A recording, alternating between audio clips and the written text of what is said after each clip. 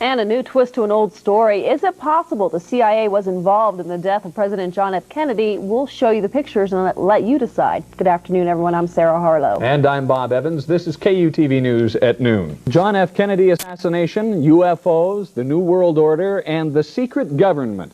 Those are just some of the areas today's guest says he has incredible information about. In the early 1970s, Bill Cooper was a Naval Security Intelligence officer. He says he was privy to secret documents that gave almost inconceivable explanations to some of the things I just mentioned.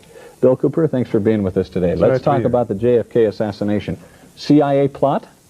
Well, from the top secret documents that I read while I was in Naval Intelligence, it concerned the Central Intelligence Agency, the Secret Service, Division 5 of the FBI, and the Office of Naval Intelligence, and that's why I was able to view these documents. Now, why would the CIA and the security community want to kill the president? From what I understand and from what I read, Bob, they viewed President Kennedy as a security threat, and I'm not sure exactly what that means.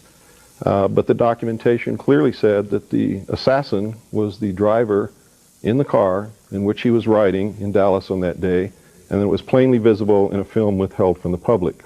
Now, you brought that film with you. Let's take a look at that if we can. Here's the film. Go ahead and narrate this for us, will you?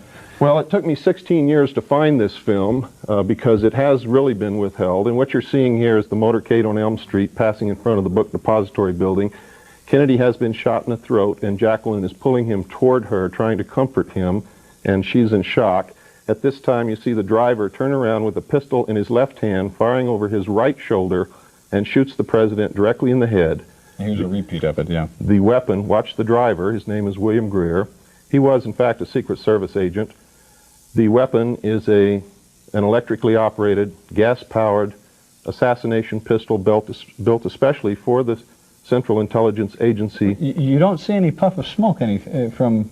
That's correct. Because what you think is a pistol there in the right-hand corner, lower right-hand corner. That's correct. Why is that? Well, it's an air-operated pistol. It's pneumatic.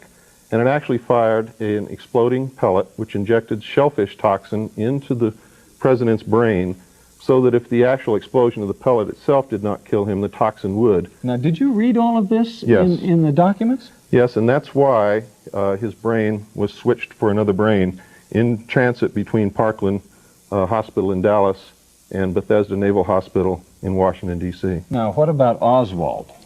Oswald was a patsy. We have a photograph of him actually standing in front of the book depository building in the doorway watching the motorcade as it goes by.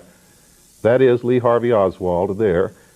You can look at his clothing, and you can see in a following picture, I don't know if they're going to show it here, but we also have photographs of him when he was under arrest. Yeah, we don't have that, but I have seen that photograph, and they do look quite similar. The clothing is very Absolutely. similar. We've also done body measurement proportion comparison analysis between the two photographs, and there's no doubt it's Lee Harvey Oswald. This is incredible. Why isn't it that the CIA has silenced you? Why haven't they silenced you? Well, that's a good question. I don't think they want a martyr on their hands. Martyrs create political movements. And what I did is literally within a 24-hour period, I prepared a $27,000 mailing. That's what it cost me personally to mail this information all over the world and the United States. And so they're faced with a dilemma. Do they allow me to speak and allow people to doubt what I'm saying, or do they do something overt toward me to silence me and thus verify that everything that I have said is true? Now, what about Jackie Kennedy? She was in the car with the president right there, and we saw her later in that film trying to get out of the car. Yeah. Why hasn't she said something? Well, it's obvious. You have to understand that the Secret Service was a participant in the plot to assassinate the president. She saw William Greer shoot her husband.